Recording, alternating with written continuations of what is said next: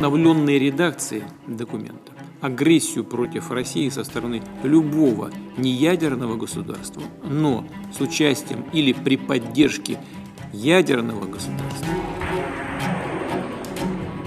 우크라이나가 미국이 제공한 장거리 미사일로 러시아 본토를 타격하자 푸틴 러시아 대통령은 자신의 경고를 실제 핵 교리 개정으로 현실화했습니다. 핵 보유국의 지원을 받는 비핵 보유국에도 핵을 쓸 수 있도록 핵무기 사용 조건을 완화한 겁니다. Нужно было привести в соответствие наши основы с нынешней обстановкой. Соединенных Штатов для развертывания в Европе и Азиатско-Тихоокеанском регионе, что провоцирует гонку стратегических наступательных вооружений. 핵무기를 줄여야 한다는 핵 비확산 기조에 역행하는 건 러시아뿐만이 아닙니다. 앞서 저희가 전해드렸듯이 러시아와 미국, 중국뿐만이 아니라 북한도 핵무력을 강화하고 있습니다. 원래 미국과 러시아는 매년 정해진 시기에 자신들이 보유한 전략 핵탄두수 등을 대중에 공개해 왔는데 현재 이들 국가는 서로에게 책임을 떠넘기며 그 정보를 공개하지 않고 있습니다. 이런 상황에서 전문가들은 특히 오는 2026년 2월 이후의 상황을 우려하고 있고 그래서 그 어느 때보다 미국 대통령 당선인 트럼프와 러시아 대통령 푸틴 이 두 정상의 협력이 필요하다고 분석하고 있는데 그 이유는 무엇일까요? 우선 2026년 2월이 주목되는 이유는 바로 그때가 현재 유일하게 남아있는 핵 군축 협정인 신전략무기 감축 협정이 종료되는 시점이기 때문입니다.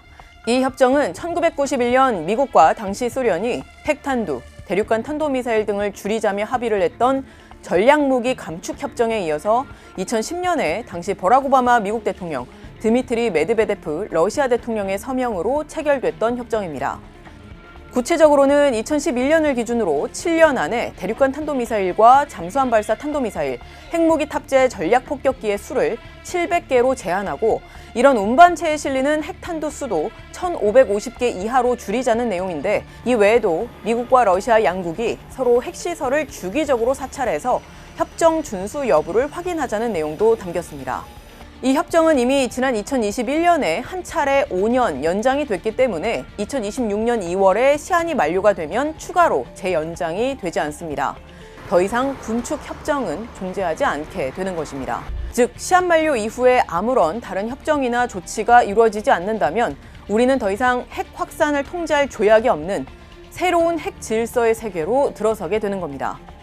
그렇기 때문에 전문가들은 미국 대통령 당선인 트럼프와 러시아 대통령 푸틴 두 정상이 일종의 정치적 합의라도 할 수 있도록 노력해야 한다고 입을 모읍니다. We have some experience from Trump's first administration that indicate that his choices in his first term made certain situations worse.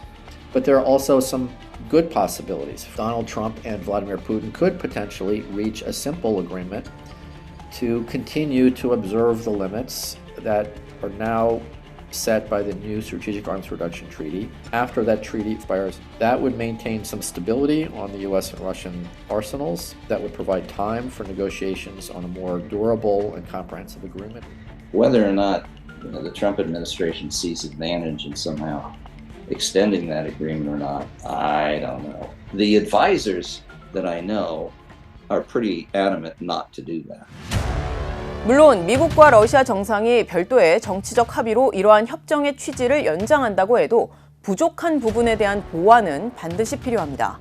대표적으로 현재 중국이 핵무력 증강에 박차를 가하고 있는데 이러한 중국의 핵 개발을 저지하거나 견제할 제도적 장치가 사실상 없는 만큼 이 부분에 대한 보완책도 검토해야 합니다.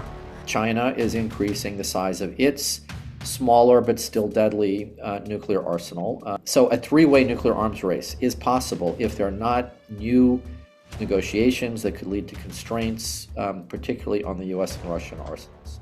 중국이 과거 미국과 러시아의 전략무기 보유 규모에 못 미친다는 이유로 군비 통제의 대상에서 제외되어 왔는데 지금은 그 어느 나라보다 핵무력 증강 속도가 빠릅니다. 비인 영역이 중국이죠. 중국이 그 틈새를 노려가지고 확 확장을 했기 때문에 중국이 포함되지 않는 그 비확산 조약이라는 것이 커다란 의미가 없다. 중국이 전술핵 분야에서 중거리 탄도미사일 이하의 사거리가 짧고 사용 가능성이 높은 분야에서 핵탄두 수량이 급속하게 늘어나고 있다. 이렇게 보죠. We're not doing enough to put them back on their heels. I think we need to push, and I'd like to think maybe under the Trump administration that kind of aggressive diplomacy would be employed.